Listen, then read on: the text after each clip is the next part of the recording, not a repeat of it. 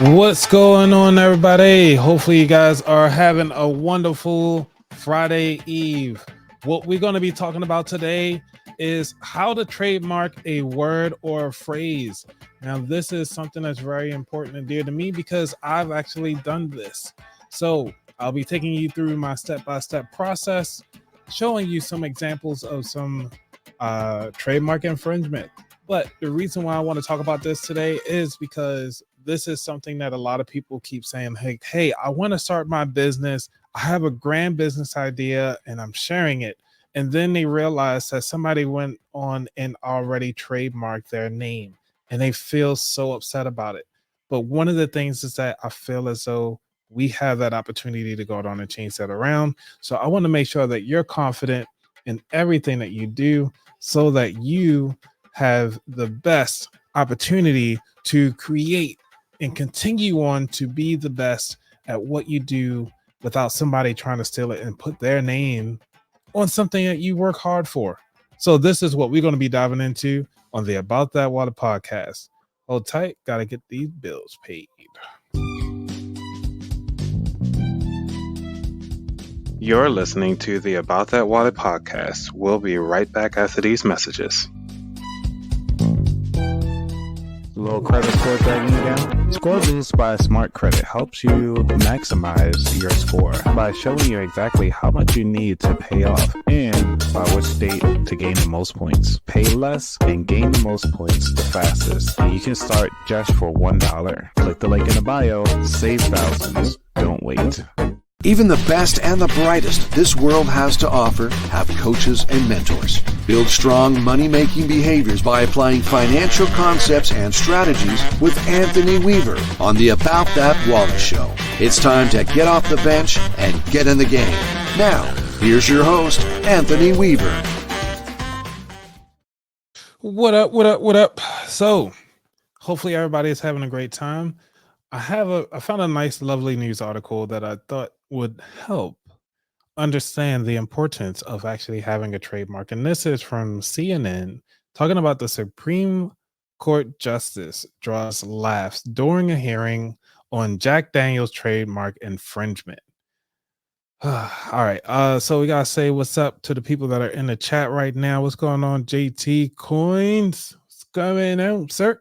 Hopefully you're having a good time out there. You know what I'm saying? Get you some rings because you are the ring man. Let's see. You say you're doing good. Hope the same for you and yours. Yep. Everything is doing well, sir. Taking it one day at a time, trying to make sure I continue on to help the person or anybody that's listening to help them take themselves to that next level. So with that being said, we got to understand now that it is the best time to start thinking about these trademarks. There's so many out there. And actually, I'm going to go through how do you actually file for one, because I have one myself. I want to talk to you about the different classes that are out there. That's very important. The fees that are in there. Do you really need a trademark attorney? I've been there. Didn't work out too well. And also talk about the way that you need to actually maintain these. So let's go on and get to this news segment that I thought was pretty helpful and kind of funny to kind of get an understanding of the importance of having a trademark. So let's get to it. Now to our booze news. Well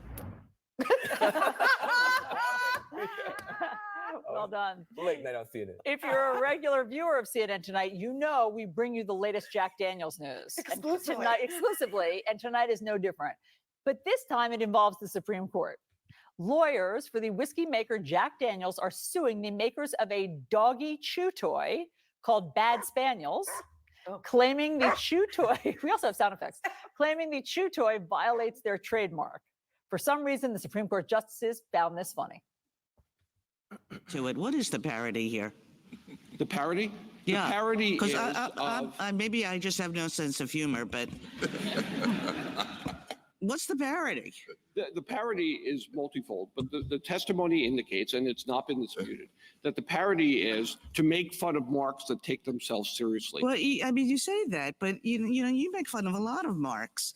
Doggy Walker, Dos Perros, Smella Arpa, Canine Cola, Mountain Drool. Are all of these companies taking themselves too seriously? Yeah, yes. All right, so here are the products. So I'm sure you all recognize Jack Daniels. I've never seen that. I don't know what you're talking about. I've been out with you. And then a chew toy looks like this. So do you think, Essie, this is violating this is trademark? Yes, and I don't want to be the wet blanket on this panel because this is funny, but trademark law is really important and it protects IP. And I think absolutely they are trying to parody a brand, but Just for term's sake, when they say IP, they are talking about intellectual property. in the process, I think they're damaging the brand, and that is the argument. Van?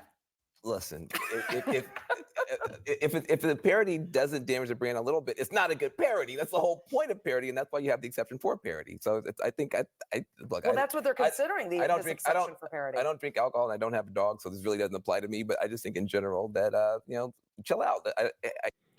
So I want to bring up this thing so that you all can understand what they mean by intellectual property. So IP is a legal category of intangible creations of the mind, such as inventions, designs, literary and artistic works, symbols, names, and images used in commerce. In the most well-known terms of IP are patents, copyrights, trademarks, and trade secrets. The reason why I want to bring out the definitions of this, because I want to make sure that you're fully educated when you're hearing these terms just flying around without any true context. Unless you can prove that you lost some sales, then Well, away. here, maybe this will change your thinking. Moshe, I'll put this to you. It says Jack Daniels product is 40% alcohol by volume. Bad Spaniel's toy is said to be 43% poo.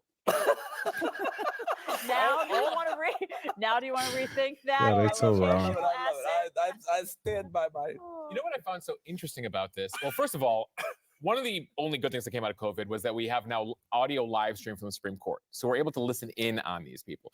Now, the day probably will never come that we have video of them. Hopefully not. Because that'll just change how the Supreme Court acts and they'll be acting for the camera, etc. But it's great to be able to hear them and you're like, oh, these are the people making important decisions. What was also very fascinating in this time of a 6-3 conservative liberal split and left right, etc., was you had a couple interesting alliances in terms of the discussions. You had Alito and Sotomayor, who were very much on your take, being like, come on, really, Jack Daniels, seriously? And then you had Gorsuch and Kagan, who are like, we don't want to get involved in this. Oh. Well, more like SE, but like, can we keep this to a lower court? But you had these interesting conservative liberal matchups that you could hear in their tone, not just the transcript.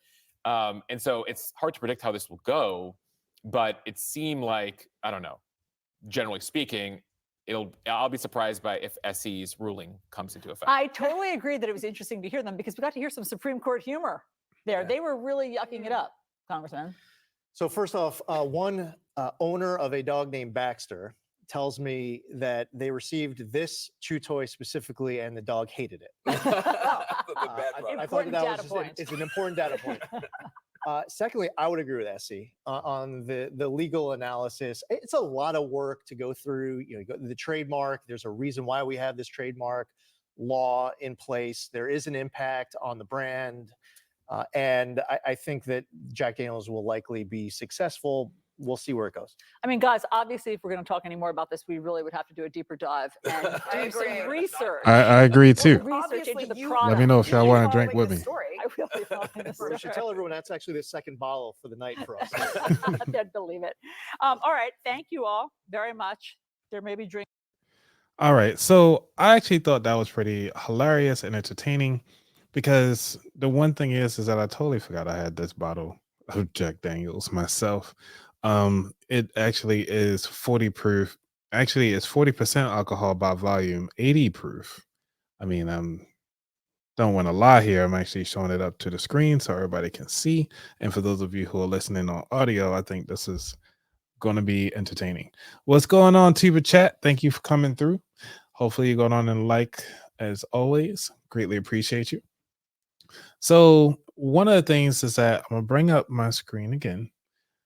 So everybody keeps saying, well, what is a trademark? And they also want to know where to start. So the first thing that you want to do when you're actually looking for a trademark, you actually want to search. Now, searching for a trademark, I'm going to show you some search strategies that are directly from the USPTO because I mean, they are a government entity and unfortunately they cannot advertise. So you have me here and so many other people like me on the internet just really sharing this out. So one of the ways is that you can use USPTO. They actually have a search strategies here. So to use let's use USPTO in quotations in the US Patent and Trademark Office as an example. So they're saying search the exact words in the trademark. That's one way of doing it, which is by putting quotations around the word that you want. Or you can type in CM colon USPTO. These are actually some of the tips and tricks that a US like a trademark lawyer would use when they're researching your particular trademark. I know this is because I've been through a trademark person that did not work out well in my favor, mostly because I started off paying $3,000 up front. It was considered a retainer fee so that they can go on and start the process and going back and forth with the emails. So I'm being very transparent with the dollars here. Then I get an email saying like, "Hey, we need proof of concept and everything like that." And I was like, okay, I sent that during our first call. Then, you know, they was like, "Well, we need about $1,200 extra dollars." Now, keep in mind, for the sake of this, is not being sued or anything like that. So, not being held in contempt or anything like that, or this is not a legal battle at all.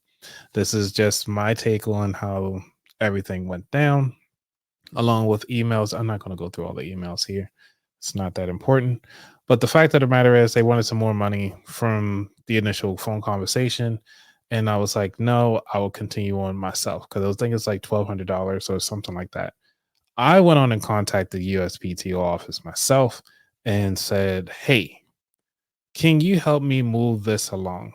Because I had to separate from the lawyer. And they was like, yes, all you have to do is pay us, I think it was like $120. And I was like, cool, I have $120. Let me go down and pay that amount. And I was like, thank you so much for telling me what the cost is so that I can move forward with this process. And because I was able to pay that $120, I was able to edit everything to get my trademark moving forward. I was able to get everything cleaned up when I did it by myself. I will say within 4 months, I got the trademark. I did not order the piece of paper because they used to give it to you, but now they just kind of email saying, hey, you got it. But it's like $10 now for it. So I was like, nah, you can keep it. So anyway, but since then I was like, cool, now that I understand how this works, let me start digging in and try to help other people out to do their own trademark. Because one of the things that you want to understand is first off, how to search. The searching feature is very important when it comes to finding out your trademark. Because when you're actually looking for a name, pick anything. I don't know. Chicken noodles. And then you looking for chicken noodles, and then you realize that this isn't what I was looking for. So that's the problem. And I'm actually trying to find the website right now because I think they changed their search database a little bit. It used to be Tess, and it seems like they got rid of it because it was supposed to be. Oh, they did change it. So it's no longer Tess. It is actually, I'm gonna share my screen now. So if you see here, well, actually you can't see, it's actually tmsearch.uspto.gov. And that's where you want to go to do your search for your trademark. Now, because I have mine, I can actually search here about that wallet. And obviously it says like 5,000 something results for about that wallet. But I am the first one. It's live and registered. So I have it set up for the different classes, which is talking about goods and services, which is talking about mugs, shirts, and hoodies. Now I have class 21 and 25, along with the serial number and everything like that. So this is nothing behind the scenes. This is all public information. Okay. So what I did was I trademarked the wording about that wallet, not the logo. So there's a difference. When you're actually going to apply for your trademark, you want to make sure that you're looking for which one of these things you want to trademark. You'll trademark the wording in one thing on its own, and then you have to put in another trademark for the logo. I cannot stress that enough. You'll find this even so many ways. Let's go on and check out what they have here for Jack Daniels, since we just heard about Jack Daniels. Jack Daniels. We'll just do Jack Daniels for now. So as you see, Jack Daniels is alive and well. They have it here in so many different ways and formats. So you're looking at like how they got alcoholic spirits. So they just did it per class. They broke it up. Every time they filed for something, they did a different class. They did their sauces, which is look like 030. They did another one where they talk about 033, and then they talk about another one for 043. So looking at restaurants and bars. And they even did the logo as well. As you notice, like how the logo is arched and everything like that. So you can actually dig into these to figure out a little bit more. The reason why I want to spend so much time on this part of the process is because this is the most important. This is part of your research. You need to make sure that you know which ones you're looking at. So they even talk about the filing date. The reason why this is important is because you can actually go out here and purchase the Jack Daniels trademark if they did not renew in time. So when they show that something is dead, that means you can actually go head on. Let me put this back in here. You can actually go head on and take over these if you want to. Now let's see. I'm gonna do it by a list. Let's do it this way. Because the reason why, like, see, somebody says dead next to it, you can actually go in and file for this particular class for this particular patent and actually say, like, hey, I want this one. And this one right here is talking about men's and boys' shoes, leather fabrics, and stuff like that. Now, keep in mind what the class is for. This is very important because whatever class that you have is the trademark that you can use it for. Think about it with Apple. Apple has a trademark for the audio. They have a trademark for computers and electronics as well, right? So let's share the screen. I'm gonna just bring up Apple. So they have it here. So like Apple, the computers, they got so many classes, so many things in Apple. But obviously, some people just don't know what they're doing. They're just kind of following and filling out things and like, okay, I think this looks cool. These are abandoned. These are abandoned ones. And you remember how Kanye West was doing Yeezys, right? I think it's called Yeezy. I don't even know how you spell it. Y-E. Give me a name. Give me something I can look up right quick.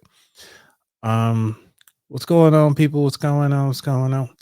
Thank you for coming in, Dr. Sir. Hey y'all, wording separate from the mark. Yes. Yes, it's very important to understand what's going on. I don't even know what Kanye West call this stuff. So you can actually refine it a little better. They changed their way how they did their searches. I guess they wanted to make it more user friendly. It is what it is. But either way, so we know how to search, right? So in order to do a search, you can do your own search. I'm gonna just go ahead on and put it in the chat so you guys can have it if you want to do your own search. If you guys are on your computers, go ahead on and have fun. All right, so now that we understand how to search for one, we understand the proper terminology you need to look for, the proper way to what codes and everything like that the USPTO put in there. Now the next thing is, how do we go through the process? What are the step by steps?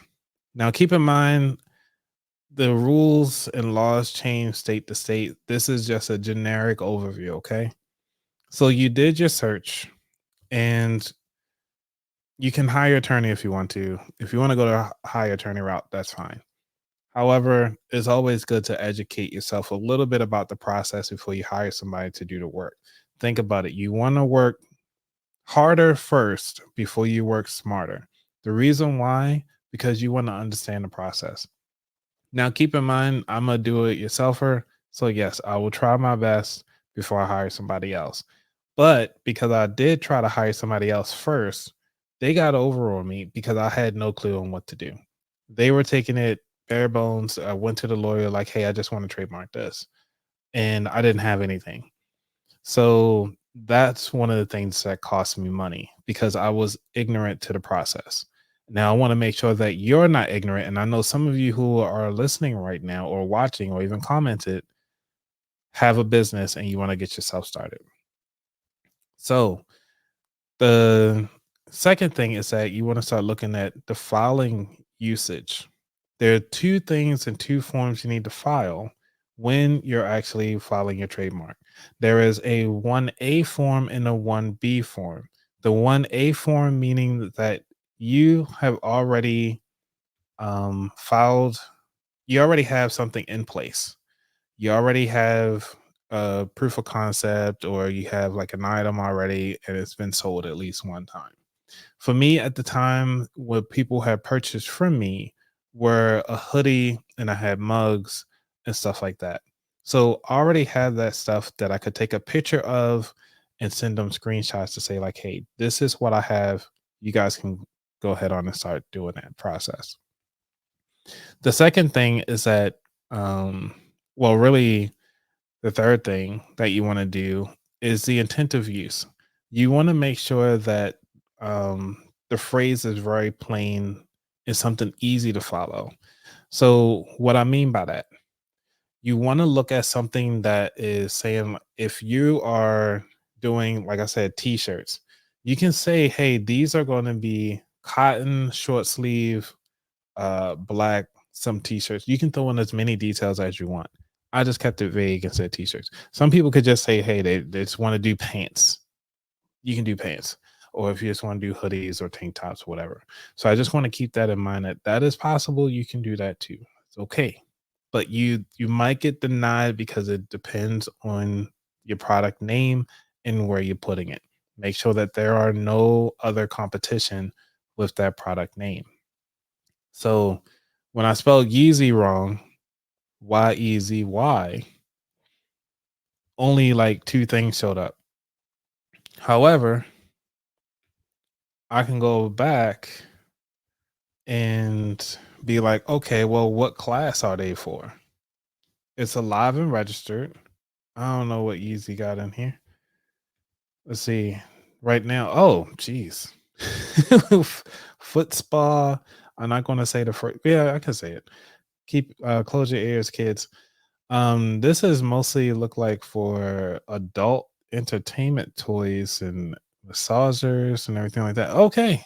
Um, yeah, so you can actually patent that too. So I did not know that this was a thing. Let me go ahead on and share my screen so y'all can see. So yeah, everything can be trademarked here, it seems like. Yeah, so we looking at adult content that can be an apparatus, an electric massage apparatus for household use. We looking at electric massage appliances, namely electronic vibrating massager, massage apparatus and instruments. So this one class is holding, and this is what I'm saying, you need to put in everything that you want your goods and services to be to make sure that you're actually in there. I did not know. I totally forgot that you can massage these things. I totally forgot that you can trademark these things. But hey, this is their name. They call themselves Yeezy. This is the serial number. The filing date was in 2020, so during the pandemic. The registered date, it took 2 years to finally come through. And remember, I said 1A or 1B. This is where we're talking about. These are your current filing bases. 1A means it's actually been sold and you can show proof of concept. Your register number, you actually get this number once it's fully registered. They even show you the owner. So the owner right now is, I don't even know, Ping Trading Company, LLC, located in China. So they even tell you what floor they're on. All right. So because they actually filed for this, we had to wait until they drop that trademark, and then somebody else can go right behind them and purchase it. All right. So now that you know how to read this, we went to the page, we look for the search. We got to create an account. So I'm going to show you, this is what it looks like once you signed in. You can see my name right up here. So I have my account. And the cool thing is that once you have your account, they'll give you like little modules you can create and stuff like that. So these are the alerts. And so they'll show you your collection, your trademark docket. This is where you have all your information. And so I have the full R. So one of the things is that a lot of people don't know is that when you go to first file your paperwork, they'll allow you to put TM, which is the trademark option, which means that it's okay to put your TM because it's still under review. Once it goes through review, then it will say, hey, now you're fully registered. You can put the R on all your stuff. Now they'll show the expansion and so forth. Okay. What else? Search trademarks, file trademarks. We can go with the file. So I'm gonna just walk you through these files. The reason why I'm going through their website, because I want to educate you all. Make sure you're good. All right. So they're talking about a first timer. Go through the basics information before you filing. And they have like a nice little pizza set up. That's really cool, right? Isn't it? So let's see. They have an event series. They have a little boot camp. They got their web page. They're looking for like strong trademarks. Do you need an attorney? We talked about those. So you can do these yourself. Remember, this is for educational purposes only. And then also preparing the file. So these are the things you're going to need to file. So we already said search for similar trademarks. We already talked about that. The application requirements. Here we go. Thank you all for sticking with me as we go through these. For those of you who are listening on audio side of the house, I'm actually at uspto.gov/trademark/basics/applications-requirements. So, and for those of you who are live right now, I want to make sure that you all have this information so that you can go ahead on and look at the trademarks itself as well. So the trademark application. Hey, what's going on, Carla? Thank you for making it. What it do? Oh yeah. Sorry if that was too loud for some people, but we in there. So the application becomes public record. Now keep in mind, when you're actually filing for these applications, you want to make sure that it's either inside your LLC name or put inside some other form of location. Now keep in mind, it has to be in a US territory, or if it is outside, you have to fill out a different form for that. I would say talk to your trademark representative. They will assign you one as you're filling out your application. So just wanted to let you know that. Let's see, you can apply character trademark, blah, blah. We talked about this already. Identify classes, we talked about that. Now this one is interesting because I'll have to say this is my takeaway, is that it's very important to understand what the trademark ID manual is. The main reason is because this will help you out with your classes. So let's say the master list, what I want to do is broadcast. Because the next time I want to fill out a trademark is that I want to go through the class for broadcasting for the About That Wallet podcast show. The reason why I want to do that is so that nobody else will trademark it. And also I'll have the first right of use of passage. So if somebody else try to trademark it, more than likely I'll get notified and then I can deny it. Say like, hey, I actually own the show. And with that, I will more than likely go with here, which is saying like, hey, I'm doing namely may do 41, maybe 38 will be pushing it. Because it's mostly like radio and cable and stuff like that. But for me, since I'm doing entertainment, I would probably more than likely do 41. And you know what? I might just do 41 and 38 as a class, mostly because I want to be covered just in case I do transition to radio or TV and I'm fully covered. Now, some of these are fully labeled in. So, this is a good search to have, which is the master list. This is very important before you even file your classes. So, please, please, please, please, I'm going to say this one more time. Please look at your classes before you file. I cannot stress that enough because if you don't, it's a lot of back and forth between you and your trademark officer that you're assigned to make sure you get this. Now that you have that, you know about the filer. Now we can look at the form. Okay. Oh my gosh. This is a lot of reading, you guys. So again, trademarks are nothing to play with. These things you want to make sure you're very thorough with these and making sure you're reading all the fine print. However, you can skip through and see they already tell you how much it is per class, right? So if somebody up here trying to say, well, we charge $300 per class, which means that you got to ask them, is it a fee on top of the USPTO fee or is it complete combined per class? Now, that is a very important question when you go to talk to somebody about the trademark process. And if this is an attorney, the attorney will fill out because the attorney will go in through the same portal, fill out the same information, and it'll just say, hey, I'm filling this on behalf of so and so company. And you actually will see that inside your final form once it get approved and let it go. Now, keep in mind this video and this audio and stuff like that that I'm sharing right now is a little bit more detailed than anybody else that I've seen. Far as these short form videos, like 20 minutes or so, I just want to make sure that you guys are fully vetted and understood. All right, so we're gonna say I'm gonna try to go as far as I can without actually like completing it. So this one they say is a plus to reduce fee, failure to comply with requirements, additional fee $100 for goods, class of goods and services. So this is just the goods and services. Say continue. Okay.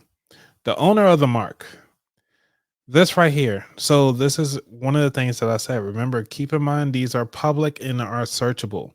You can put your name here. So I can put my name. Stop sharing. We'll put y'all on a different tab right quick.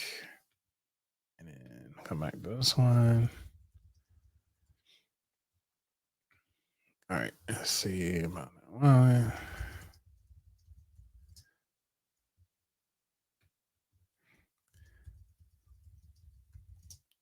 See if I can disable this now. Okay. All right. So I have my name and I say I'm doing this as about that wallet because I can. It's my business. And then I can say, hey, I'm doing this as an individual. Now, as an individual, they'll tell you what country and jurisdiction. Just say the US. We're going to go to the internal address. I don't know what they mean by internal address. Let's click and find out. And the internal address is the internal address of the person whom correspondence should be addressed. No, it's fine. So you get your mailing address, your city, your state, country, zip code, your domicile address. Now, this one is important because you want to make sure that in most cases, PO Box care of address or similar variations is not acceptable as domicile address.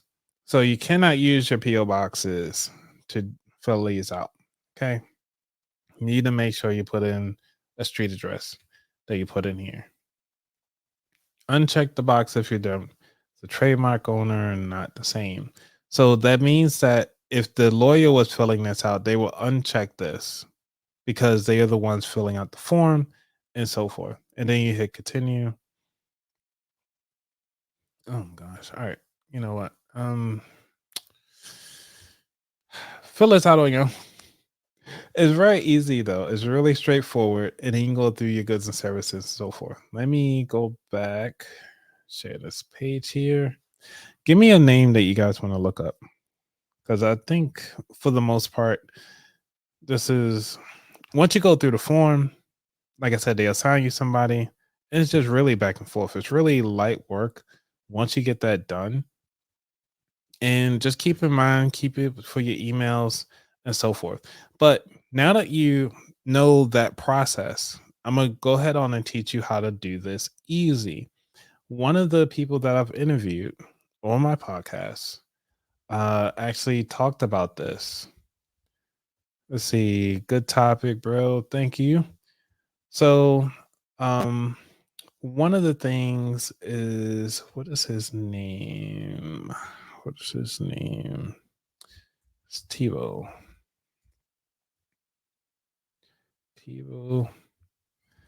About that wallet. Yes. So we talked about this. So I think definitely. Let me see if I can skip through. Okay, it's the business, and it's like, wow, that's a lot to take on. So one of the things I did recently, I mentioned it took 3 hours to do that logo work. Yeah. I've been able to actually go on like Fiverr and say, hey, here's a logo they've given me. Please turn this into an SVG. And that 2 years ago, it's been a while. They send me emailers and magazines, but I always toss them. But I'll do an overlay of what the actual thing is called. Okay. But they did have a machine there and talking about solving problems. And we, all right, I forgot. Maybe that might be basically something that's really healthy. New experience. Yeah. All right. So anyway, this was a long time ago. I mean, as you can hear, the audio was a lot different, a lot more echoey. And this was actually done 2 years ago. Wow. So one of the websites that we talked about was Trademark Engine. They do not have a sponsorship or anything like that. They are not a Trademark Engine. They are not an affiliate of the show or anything like that, but I do like what they have to offer. And like, again, remember I told you how to work harder. Now you can work smarter. I really like them as a resource, and their services is that I really like is that they have a free trade search. And inside the free trade search, I always look myself up. See about that wallet. And it's nice and easy to use. And as you see, I can see that it shows the statements, what classifications I'm in, the US classes that I have for the thing. You can see when I first used was August 28th, 2020. Thank you for the person who ordered some merch from me back in 2020. I greatly appreciate it.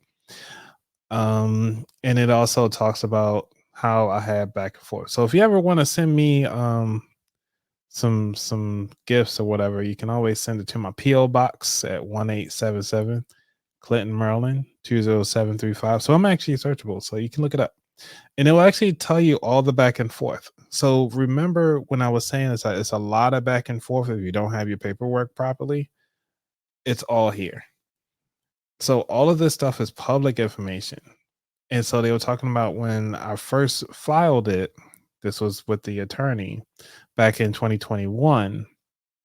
And then again, September 21. Then we went through 2022, because I was actually going back and forth on like, hey, the attorney received something and then they wanted to file an extension.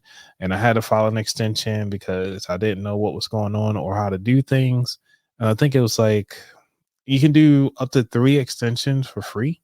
So while you're trying to go through your process, it's a lot of things that if you're not familiar with, because I had no clue and I was learning on the fly while going to work, while doing a podcast, this stuff was a lot and trying to read up on this information. So then I was like, you know what? I think I got it right. Let's go forward. I approve it.